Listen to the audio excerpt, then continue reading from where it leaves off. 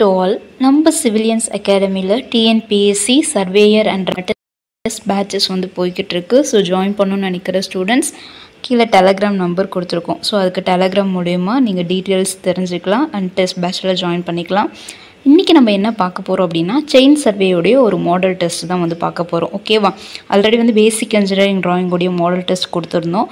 So இன்றைக்கி chain சர்வேயில் ஒரு 25 questions வந்து மாடல் டெஸ்ட்டாக வந்து பார்க்க போகிறோம். தென் எல்லாருமே வந்து கேட்குற ஒரு கொஷின்ஸ், மேடம் வந்து கண்டினியூஸாக வீடியோ அப்லோட் பண்ணுங்க அப்படின்ற மாதிரி கேட்குறீங்க. ஸோ என்னால் வந்துட்டு நான் சிங்கிள் பர்சனாக வந்து எல்லாத்தையும் மெயின்டைன் பண்ணுறேன் அப்படின்றதுனால டெஸ்ட் பேட்சஸையும் மெயின்டைன் பண்ணணும், நோட்ஸ் ப்ரிப்ரேஷன், தென் இதுவும் வந்து அப்லோட் பண்ணணும் போது டைம் கிடைக்க மாட்டேங்குது. அதனால தான் ஆல்மோஸ்ட் ஹவுஸ் ஒய்ஃப் ஸ்டூடெண்ட்ஸ்க்காக தான் வந்துட்டு இந்த மாடல் டெஸ்ட் வந்து அப்லோட் பண்ணுறோம். செல்ஃப் ஸ்டடி பண்ணுறோம், வீட்டில் இருந்து படிக்கிறோம் அப்படின்ற மாதிரியான ஸ்டூடெண்ட்ஸ் நிறைய பேர் இருப்பீங்களா, அவங்களுக்காக தான் இந்த வீடியோ வந்து அப்லோட் பண்ணுறோம். ஸோ வந்து நீங்கள் வீட்டிலேருந்தே இந்த யூனிட்டை முடிச்சுட்டு இந்த கொஷின் பேப்பரில் கொடுக்குற 25 கொஷின்ஸ் இருக்கு இல்லையா, அதை நீங்கள் வந்துட்டு சால்வ் பண்ணி பாருங்கள். உங்களுக்கு கண்டிப்பாக எக்ஸாமினேஷனுக்கு ரொம்ப யூஸ்ஃபுல்லாக இருக்கும். தென் இன்னும் நமக்கு எக்ஸாமுக்கு ஒரு 45 டேஸ் தான் இருக்குது, சரியா? ஸோ அதனால் இருக்க டைம் பீரியடை ரொம்ப யூஸ்ஃபுல்லாக வந்துட்டு யூஸ் பண்ணுங்கள். டைம் வேஸ்ட் பண்ணவே பண்ணாதீங்க. நிறைய பேர் கேட்குற கொஷின் ஆல்ரெடி கேஸ் என்னாச்சு அப்படின்னு சொல்லிட்டு, கேஸ் ஹியரிங் முடிஞ்சு எப்போ ரிசல்ட் கொடுக்குறாங்களோ கொடுக்கட்டும், சரியா? அப்கமிங்கில் வர examination, JDO examination, draughtsman, surveyor examination, அதில் உங்களுடைய ஃபோக்கஸை கொண்டு போங்க. அதுதான் நான் என்னுடைய ஸ்டூடெண்ட்ஸ் எல்லாருக்குமே சொல்கிறது. உங்கள் கையில் போஸ்டிங் ஆர்டரை வாங்குற வரையும் உங்களுடைய ஒர்க்கை மட்டும் நிறுத்தவே நிறுத்தாதீங்க. உங்களுடைய டார்கெட் என்ன? நீங்கள் ஒரு கவர்மெண்ட் ஆஃபீஸர் ஆகணுன்றது மட்டும்தான். அந்த ஐடி கார்டை வாங்கி உங்கள் கழுத்தில் போடுற வரையும் உங்களுடைய ஒர்க் கண்டினியூ ஆகிக்கிட்டே இருக்கணும். எந்த ஒரு ரீசன்ஸ்க்காகவும் சரி அது வரும், அந்த ரிசல்ட்ஸ் வரும், நம்ம கண்டிப்பாக வாங்கிடுவோம் அப்படின்ற ஒரு மைண்ட் செட்டோட உங்களுடைய ஒர்க்கை நீங்கள் ஸ்டாப் பண்ணி ஒரு இடத்துலையே வந்து நின்றுடாதீங்க, அவ்வளோதான் சொல்கிறது, சரியா? ஸோ ஓகே, இன்றைக்கி ஃபர்ஸ்ட் கொஷின் பார்க்கலாம். செயின் லைனிலிருந்து ஒரு பொருள் வரையிலான அளக்கப்பட வேண்டிய அந்த லேட்டரல் டிஸ்டன்ஸ் எவ்வாறு அழைக்கப்படுகிறது அப்படின்னு கேட்டிருக்காங்க. என்னென்னு சொல்லுவாங்கன்னா, ஒரு செயின் லைன் இருக்குது, அந்த செயின் லைனில் இருந்துட்டு ஒரு பர்டிகுலர் டிஸ்டன்ஸில் ஒரு பொருள் இருக்குது, அது ரெண்டுத்துக்கும் நடுவில் அளக்கிற டிஸ்டன்ஸ் இருக்கு இல்லையா, அந்த தூரம் இருக்கு இல்லையா, அதை என்ன சொல்லுவாங்கன்னா ஆஃப்செட் அப்படின்னு சொல்லிட்டு சொல்லுவாங்க, சரியா? செயின் லைனில் நம்ம டிஸ்டன்ஸ் எடுத்தோன்னா அதை செயினிங் சொல்லுவாங்க. ட்ராவல்ஸ்ன்றது என்னென்னா, ஒரு பாயிண்ட் இருக்குது, ஒரு பொருள் இருக்குது, அதை சுற்றி நம்ம ப்ராசஸ் பண்ணுறோம் இல்லையா, அவுட்லைன்ஸ் எல்லாத்தையும் லென்த் மெஷர் பண்ணி ஆங்கிள் மெஷர் பண்ணுறோம் இல்லையா, அது ட்ராவல்ஸ். ஸோ செயினிங் வராது, ட்ராவல்ஸும் வராது. ரேஞ்சிங் அப்படின்றது என்னென்னா, டைரக்ட் லைன் ஆஃப் சைட்டில் பாயிண்ட்ஸை கொண்டு வர்றது, சரியா? அது ரேஞ்சிங். இது மூணுமே வராது. அது first one is a correct answer. So first கொஷனுக்கான ஆன்சர் பார்த்தீங்கன்னா offset is a correct answer. Second question பாருங்கள், செயின் லைனினுடைய நீளத்தை அடிப்படையாக கொண்டு ஆஃப்செட் எவ்வாறு பிரிக்கப்படுகிறது? ஆக்சுவலாக வந்துட்டு ஆஃப்செட்டில் டிஃப்ரெண்ட் வெரைட்டிஸ் இருக்குது, சரியா? அவங்க கேட்குறது நீளத்தை அடிப்படையாக கொண்டு, சரியா? ஷார்ட் ஆஃப்செட், லாங் ஆஃப்செட்னு சொல்லிட்டு 2 வகையாக வந்து கிளாஸிஃபை பண்ணுவாங்க. ஸோ ஆன்சர் பார்த்தீங்கன்னா A is the correct answer. Third question பாருங்கள், சர்வே கொள்கைகளுடன் பொருந்தாததை தேர்வு செய்க அப்படின்னு சொல்லிட்டு கேட்டிருக்காங்க. அதுக்கு ஃபஸ்ட்டு சர்வேவுடைய கொள்கைகள் எத்தனை இருக்குது? 2 இருக்குது. அந்த கொள்கைகள் என்னென்னு தெரிஞ்சிருக்கணும். Working from whole to part, to locate new point by at least 2 stations அப்படின்னு சொல்லிட்டு 2 பாயிண்ட் கொடுத்துருப்பாங்க. அது தெரிஞ்சிருந்ததுனா தான் உங்களுக்கான ஆன்சரை இதை பண்ண முடியும். அவங்க என்னென்னா பொருந்தாததை தேர்வு செய்கன்னு கொடுத்துருக்காங்க. அதையும் நம்ம வந்து இப்போ என்ன பண்ணுவோம், சர்வே கொள்கைகள்னும் போது இதுவும் தான்ப்பா கரெக்டான ஆன்சர், அப்போ டி தான் கரெக்டான ஆன்சர்னு நீங்கள் எடுத்துருவீங்க. அதுதான் கிடையாது, பொருந்தாததை தேர்வு செய்க, சரியா? அப்போ வந்துட்டு எது ஆன்சர்னால் சி தான் வந்து கரெக்டான ஆன்சராக இருக்கும், சரியா? ஸோ கரெக்டாக கொஷினை ரீட் பண்ணும்போது ரொம்ப தெளிவாக ரீட் பண்ணுங்கள். ஃபோர்த்து கொஷின் பாருங்கள், இக்காலத்து சர்வே முறையில் வந்துட்டு அறிமுகம் செய்யப்பட்டுள்ள புதிய முறைகளில் பொருந்தாததை தேர்வு செய்க. பொருந்தாதது, மிஸ்மேட்ச் ஆகிறது எதுன்னு கேட்டிருக்காங்க, சரியா? யூஸ்வலாக வந்துட்டு நம்ம வந்து மெஷர் பண்ணுறது எல்லாமே ஆங்கிள் மெஷர்மெண்ட், அதாவது முக்கோண முறை, ட்ரையாங்குலேஷன் மெத்தட்ஸ் யூஸ் பண்ணுவோம். திசைகளை அழுத்தல் மற்றும் ரீசெக்ஷன்ஸ் மெத்தட் எல்லாமே வந்து யூஸ் பண்ணுவோம். இன்டர்செக்ஷன் மெத்தட் இருக்கு இல்லையா, அது வந்துட்டு என்னென்னா இந்த காலத்து சர்வே முறையில் அறிமுகம் செய்யப்பட்டுள்ள புதிய முறைகளில் அது பொருந்தாத ஒரு முறை அப்படின்னு சொல்லிட்டு கொடுத்துருப்பாங்க. இது எங்கே வரும் இந்த பாயிண்ட் அப்படின் போது, நீங்கள் சர்வே பற்றி படிக்கும்போது type of new instruments, total station, GPS, இந்த மாதிரியான நியூ இன்ஸ்ட்ருமெண்ட் இன்ட்ரடியூஸ் பண்ணியிருக்காங்கன்றதை பார்ப்பீங்க. அதுக்கு கீழே இந்த பாயிண்ட்டை வந்து கொடுத்துருப்பாங்க, ஓகேவா? தென் ஃபிஃப்த்து கொஷின் பாருங்கள், நீளமான கிளை கோடுகள். ஆஃப்செட்டை நம்ம படிக்கும்போது இப்போ தான் நம்ம படித்தோம், short offset and long offset 2 வகையான ஆஃப்செட்ஸ் இருக்குது. இப்போ அவங்க கேட்டிருக்கிறது லாங் ஆஃப்செட் இருக்கு இல்லையா, அது வந்து எத்தனை மீட்டருக்கு மேலே இருக்கணும் அப்படின்னு சொல்லிட்டு கேட்டிருக்காங்க. இப்போ ஒரு ஆஃப்செட் லைன்ஸ் அப்படின்னு சொல்லிட்டு பார்த்தோன்னா ஒரு 15 மீட்டருக்கு கீழே இருந்தால் ஷார்ட் ஆஃப்செட்னு சொல்லுவாங்க, 15 மீட்டருக்கு மேலே இருந்தால் என்னது லாங் ஆஃப்செட்னு சொல்லுவாங்க. அவங்க கேட்டிருக்கிறது லாங் ஆஃப்செட். அந்த லாங் ஆஃப்செட் எத்தனை மீட்டருக்கு மேலே இருக்கும் அப்படின்றதான் கேட்குறாங்க. அது 15 மீட்டருக்கு மேலே இருந்தால் அது லாங் ஆஃப்செட் சொல்லுவாங்க அப்படின்றது தெரிஞ்சிருக்கணும், சரியா? ஸோ ஃபிஃப்த்து கொஷனுக்கான ஆன்சர் பார்த்தீங்கன்னா சி தான் கரெக்டான ஆன்சர். நெக்ஸ்ட்டு குறைந்தது 2 தனியான புள்ளிகள் மூலம் ஒரு புதிய ஸ்டேஷன் இடத்தை அமைத்தல் அப்படின்னு சொல்லி கொடுத்துருக்காங்க. இது என்னென்னா பிரின்சிபல் ஆஃப் சர்வேயிங்குடைய செகண்ட் பாயிண்ட். சரியா, அந்த செகண்ட் பாயிண்ட்டை படிக்கும்போது நீங்கள் ஒரு புது ஸ்டேஷனை வந்து லொக்கேட் பண்ண போகிறீங்க அப்படின்னா அந்த புது ஸ்டேஷனை எப்படிலாம் லொக்கேட் பண்ணலாம் அப்படின்னு சொல்லிட்டு பார்த்தீங்கன்னா நீட்டல் அளவுகள், அதாவது linear measurement, then angular measurement, third என்னென்னா போத் லீனியர் அண்ட் ஆங்குலர் 2 கம்பைண்டான மெஷர்மெண்ட்ஸ் மூலமா புது ஸ்டேஷனை நம்மளால் லொக்கேட் பண்ண முடியும் அப்படின்றத ஒரு பாயிண்ட்டாக கொடுத்துருப்பாங்க. ஸோ அதை தான் இந்த இடத்துல கொஷினாக கேட்டிருக்காங்க. ஸோ ஆன்சர் பார்த்திங்கன்னா 6th கொஷினுக்கான ஆன்சர் வந்துட்டு டி தான். மேலே இருக்க 3 முறைகளின் மூலமாகவும் ஒரு புதிய ஸ்டேஷன் நம்மளால் என்ன பண்ண முடியும், இன்ட்ரடியூஸ் பண்ண முடியுன்றது தான் கரெக்டான பாயிண்ட்டு. 7th கொஷின் பாருங்கள். உருவத்தில் ரேஞ்சிங் ராட் போலவே காணப்படுகின்ற உபகரணம் எது அப்படின்னு கேட்டிருக்காங்க. இதுக்கு வந்து என்னென்னா இன்ஸ்ட்ருமெண்ட் படிப்பீங்க, ரேஞ்சிங் செயினிங்கான இன்ஸ்ட்ருமெண்ட் படிப்பீங்க. அந்த செயினிங் இன்ஸ்ட்ருமெண்ட்டில் நிறைய இன்ஸ்ட்ருமெண்ட் இருக்கும். அதில் வந்து ரேஞ்சிங் ராட் பற்றி படிப்பீங்க, கீழே ரேஞ்சிங் போல்ஸ்னு ஒரு இன்ஸ்ட்ருமெண்ட்டை பற்றி படிப்பீங்க. அதில் என்ன சொல்லியிருப்பாங்கன்னா ரேஞ்சிங் ராட் மாதிரியே இருக்கும், பட் இதனுடைய லென்த் எப்படி இருக்கும்னா ரொம்ப லென்த்தியாக உயரமாக இருக்கும் அப்படின்னு சொல்லிட்டு கொடுத்துருப்பாங்க. ஸோ அதுக்கு பேர் என்னென்னா ரேஞ்சிங் போல்ஸ் அப்படின்னு சொல்லுவாங்க. இதுலனா வந்துட்டு நீங்கள் ரேஞ்சிங் ராட் அப்படின்றது ஒரு 2 meters to 3 meter ஹைட் இருக்க ஒரு உபகரணம் நமக்கு தெரியும்.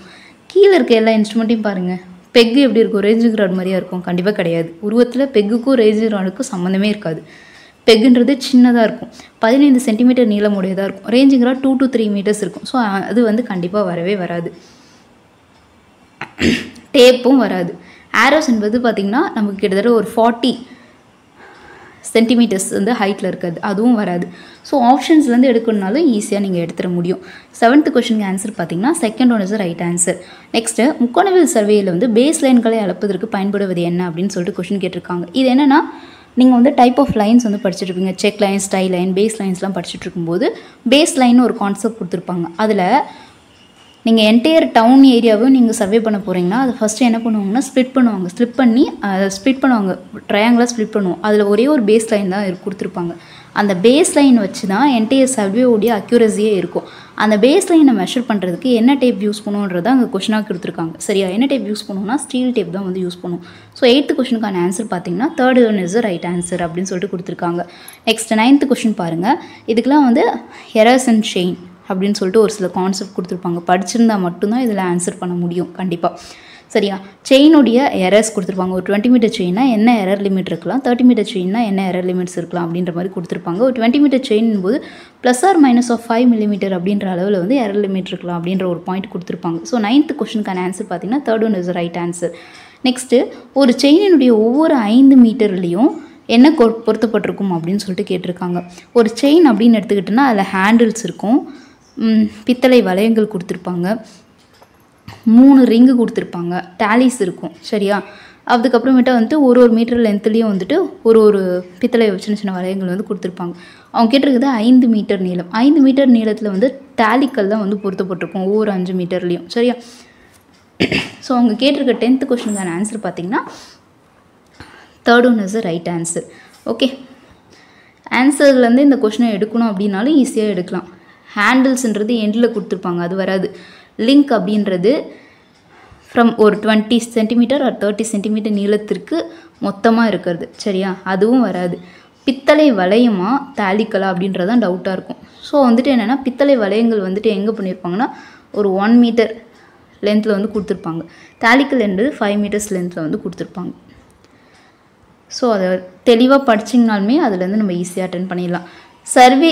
சர்வே செய்யப்படும் இடத்தினுடைய இயற்கை அமைப்பை அடிப்படையாக கொண்டு சர்வேயானது டேஷ் வகையாக வகைப்படுத்தப்பட்டுள்ளதுன்னு கொடுத்துருக்காங்க. சர்வீஸ் இல்லை, சர்வே நம்ம பண்ணுறோம் இல்லையா, அந்த சர்வேவுடைய கிளாஸிஃபிகேஷன்ஸ் இருக்கும். பேஸ்ட் ஆன் தி டோப்போகிராஃபி, அதனுடைய இயற்கை அமைப்புகளை பொறுத்து வகைப்படுத்தியிருப்பாங்க. சரியா, இன்ஸ்ட்ருமெண்ட் யூசேஜை பொறுத்து வகைப்படுத்தியிருப்பாங்க. ஸோ அதனுடைய வகைகள் படிச்சுட்டு வரும்போது இயற்கை அமைப்பு அப்படி பொறுத்து எத்தனை வகையாக வகைப்படுத்தியிருக்காங்க அப்படின்னா 3 வகையாக வகைப்படுத்தியிருக்காங்க. சரியா, ஒன்று லேண்ட் சர்வேயிங்னு இருக்கும். நெக்ஸ்ட் என்ன சொல்லி பார்த்தோன்னா அதாவது நில அளவியல்னு ஒன்று இருக்கும். நெக்ஸ்ட்டு நீர் ஹைட்ரோகிராஃபிக்கல் பேஸ்டானது ஒன்று இருக்கும், ஆஸ்ட்ரானமிக்கல் ஒன்று இருக்கும். அந்த 3 வரும். சரியா, ஸோ 12th கொஷின் பாருங்கள். ட்ரையாங்குலேஷன் சர்வேயினுடைய இன்னொரு பேர் என்ன அப்படின்றது கொஷினாக கேட்டிருக்காங்க. இதெல்லாம் கண்டிப்பாக படித்தா மட்டும்தான் அட்டன் பண்ண முடியும். ட்ரையாங்குலேஷன் முறைக்கு டேஷ் சர்வே என்று மற்றொரு பேரும் உண்டு அப்படின்னு கொடுத்துருக்காங்க. என்னென்னா டிரான்ஸ்வர்ஸ் சர்வே. நிறைய பேருக்கு அந்த டிரான்ஸ்வர்ஸ்க்கும் டிஃப்ரென்ஸ் தெரியாமல் கன்ஃபியூஸ் பண்ணுறீங்க. டிரான்ஸ்வர்ஸ் சர்வே அப்படின்ற ஒரு பேரும் இருக்குது அப்படின்ற பாயிண்ட்டை அந்த இடத்துல கொடுத்துருப்பாங்க. ஸோ 12th கொஸ்டினுக்கான ஆன்சர் பார்த்தீங்கன்னா 4th one is right answer அப்படின்னு சொல்லிட்டு கொடுத்துருக்காங்க. தூரத்தை டயலில் தானாகவே பதிவு செய்தது எது அப்படின்னு சொல்லிட்டு பார்த்தா வந்துட்டு பெரம்புலேட்டர் அப்படின்னு படிப்போம் இல்லையா. ஸோ அதுதான் என்ன பண்ணுதுன்னா தூரத்தை ஆட்டோமேட்டிக்காக வந்து ரெஜிஸ்டர் பண்ணக்கூடியது. ஸோ 13th கொஸ்டினுக்கு ஆன்சர் பார்த்தீங்கன்னா D is right answer. Next யூஸ்வலாகவே வந்துட்டு இந்த பொசிஷன், அதாவது இந்த சாப்டர் படிக்கும்போது நிறைய பேருக்கு கன்ஃபியூஸ் ஆகும். என்னென்னா ஓடோமீட்டர், ஸ்பீடோமீட்டர், பாசோமீட்டர் அண்ட் பெரம்புலேட்டர் இந்த மாதிரி நிறைய மீட்டர்ஸ்லேயே பேர் கொடுத்துருப்பாங்க. ஒரு 7-8 டைட்டில் படிக்கும்போது நீங்கள் என்ன ஆகுன்னா கன்ஃபியூஸ் ஆவீங்க. சரியா? ஸோ அதனால் இதை ஒன்று படிக்கும்போது நீங்கள் ரொம்ப தெளிவாக படிக்கணும். சரியா? அதனால தான் தூரத்தை டயலில் தானாகவே பதிவு செய்தது பெரம்புலேட்டர் அப்படின்னு சொல்லிட்டு படிச்சிட்டோம். நெக்ஸ்ட்டு ஒரு உபகரணத்தை எடுத்துகிட்டு ஒரு பர்சன் நடந்து போவார். சரியா? அவர் நடந்து அந்த சுமந்து செல்லும் நபரால் அவர் எவ்வளோ டிஸ்டன்ஸ் நடந்து போயிருக்காருன்றதை பதிவு செய்கிற இன்ஸ்ட்ருமெண்ட் என்ன அப்படின்னா ஸ்பீடோமீட்டர் அப்படின்னு சொல்லிட்டு சொல்லுவாங்க. இதுவே ஸ்பீடோமீட்டர் அப்படின்றது என்னென்னா வாகனத்தில் வந்து ஃபிக்ஸ் பண்ணியிருப்பாங்க இல்லையா, அது வந்து எவ்வளோ டிஸ்டன்ஸ் வந்து ட்ராவல் பண்ணியிருக்கோன்றதை ஃபைண்ட் அவுட் பண்ணுறது. நெக்ஸ்ட்டு 15வது கேள்வி பார்த்தீங்கன்னா தோராயமாக தூரத்தை அளக்க பயன்படுவது எது அப்படின்னு சொல்லிட்டு கேட்டிருக்காங்க. இது வந்து ஸ்பீடோமீட்டர்ஸ் வந்து அப்ராக்சிமேட்டாக டிஸ்டன்ஸை அளக்கிறதுக்கு யூஸ் ஆகுது அப்படின்னு சொல்லிட்டு கொடுத்துருக்காங்க. அதே மாதிரி 16வது கேள்வி ஒரு மோட்டார் வாகன உபகரணமாக செயல்படுவது எது அப்படின்னாலும் அதுவும் வந்து ஸ்பீடோமீட்டரும் வந்துட்டு ஒரு மோட்டார் உபகரணமாக செயல்படுவது அப்படின்னு சொல்லிட்டு கொடுத்துருக்காங்க. இந்த பாயிண்ட், அதாவது இந்த ஒரு 5 கொஸ்டின் நீங்கள் அட்டென்ட் பண்ணும்போது உங்களுக்கு கண்டிப்பாக ஒரு கன்ஃபியூஷன்ஸ் வரும், இதுவா அதுவான்ட்டு. சரியா? ஸோ கண்டிப்பாக இந்த 5 கொஷின்ஸ் நீங்கள் அட்டன் பண்ணிங்கன்னா அந்த கன்ஃபியூஷன் உங்களுக்கு வரவே வராது. அதுக்காக தான் இந்த கொஷின்ஸ் எடுத்திருக்காது. நெக்ஸ்ட் 16வது கேள்வி ஒரு மோட்டார் வாகன உபகரணமாக செயல்படுவது எது அப்படின்னா ஸ்பீடோமீட்டர். இப்போ தான் வந்து படித்தோம். இது மூலயமா தோராயமாக நம்மளால் என்ன பண்ண முடியும், டிஸ்டன்ஸை வந்து மெஷர் பண்ண முடியும் அப்படின்னு சொல்லிட்டு கொடுத்துருக்காங்க. இப்போது யூஸ்வலாக ஜென்ரலாக ஒரு பர்சனோ நம்ம நடந்து போயோ இல்லைனா ஒரு குதிரையின் மேலே வந்துட்டு உட்காந்துக்கிட்டோ போயிட்டு ஒரு கிலோமீட்டர் அளக்கிறதுக்கு எவ்வளோ டைம் ஆகுது அப்படின்றத மெஷர் பண்ணுவோம் இல்லையா, அதுக்கு பேர் என்னென்னா டைம் மெஷர்மெண்ட் அப்படின்னு சொல்லுவாங்க. அப்போ 17வது கேள்விக்கான ஆன்சர் பார்த்தீங்கன்னா ஆப்ஷன் 4th ஒன்று இருக்குல்ல, அதுதான் கரெக்டான ஆன்சர். 8வது கேள்வி பார்த்தீங்கன்னா செயினில் ஏற்படும் பிழைகள், அதாவது ஒரு செயின் இருக்குன்னா அதில் என்னென்ன வகையான பிழைகள் ஏற்படும் அப்படின்னு சொல்லிட்டு பார்த்தோன்னா தனி மனிதர்கள் நம்மளால் ஒரு சில பிழைகள் ஏற்படும். சரியா? நேச்சுரல் எரர்ஸ் இருக்கும், தென் இன்ஸ்ட்ருமெண்டல் எரர்ஸ் இருக்கும். ஸோ 3 டைப் ஆஃப் எரர்ஸ் வந்துட்டு கண்டிப்பாக செயினிங் ப்ராசஸ் பண்ணும்போது ஏற்படும். ஸோ 18வது கேள்விக்கான ஆன்சர் பார்த்தீங்கன்னா 3rd one is right answer அப்படின்னு கொடுத்துருக்காங்க. இதுதான் ரொம்ப முக்கியமானது. ஆல்ரெடி நம்ம பார்த்தோம், ஒவ்வொரு செயினிலும் ஒவ்வொரு 5 மீட்டர்லேயும் தாலிக்கல் பொருத்தப்பட்டிருக்குன்னு பார்த்தோம். இங்கே என்ன பண்ணியிருக்காங்கன்னா ஒவ்வொரு செயினில் ஒவ்வொரு மீட்டரிலும் என்ன வந்து கொடுக்கப்பட்டிருக்கும் அப்படின்னு கேட்டிருக்காங்க. என்ன கொடுக்கப்பட்டிருக்கும்?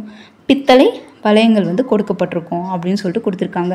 இந்த ஸ்வெல் ஜாயிண்ட்லாம் வந்துட்டு அந்த செயினிங்க்கு வந்து முறுக்குகள் ஏற்படாமல் நெகிழ்வுத்தன்மையை கொடுக்கறதுக்காக யூஸ் ஆகுது. ஹேண்டில் என்பது பார்த்திங்கன்னா பிடிக்கிறதுக்காக 2 சைடு எண்ட்லேயும் வந்து கொடுத்துருப்பாங்க.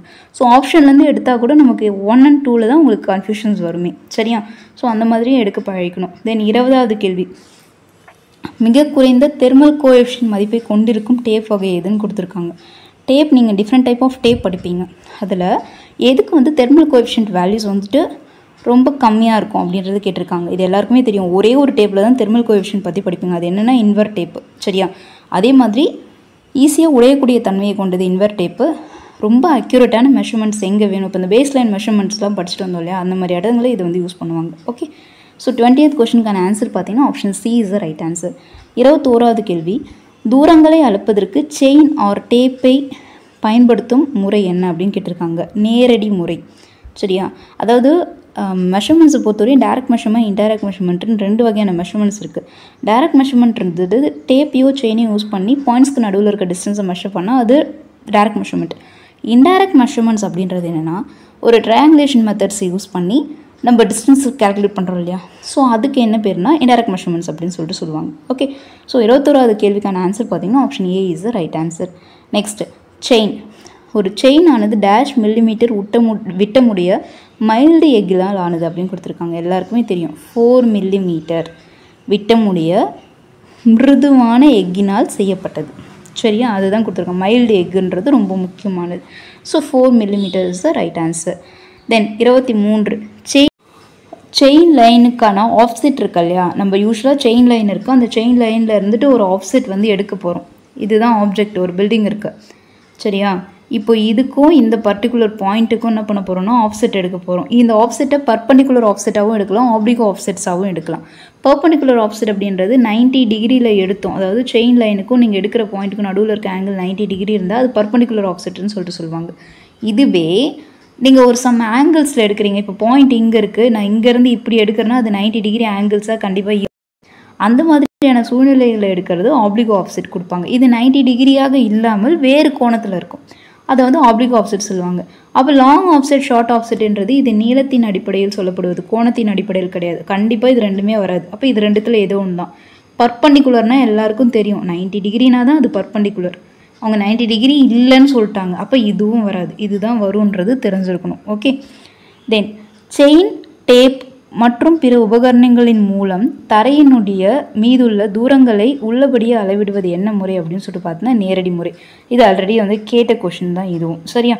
நெக்ஸ்ட்டு பாதுகாப்பு மற்றும் தற்காப்பு சம்பந்தமான புள்ளிகளை கண்டறிய உதவும் முறை என்ன அப்படின்னு சொல்லிட்டு கேட்டிருக்காங்க. இட்ஸ் அ மிலிட்ரி சர்வே, அதாவது டைப் ஆஃப் சர்வே படிக்கும்போது இது நீங்கள் இந்த பாயிண்ட்டை வந்து படிப்பீங்க. இட்ஸ் அ மிலிட்ரி சர்வே அப்படின்னு சொல்லிட்டு கொடுத்துருக்காங்க.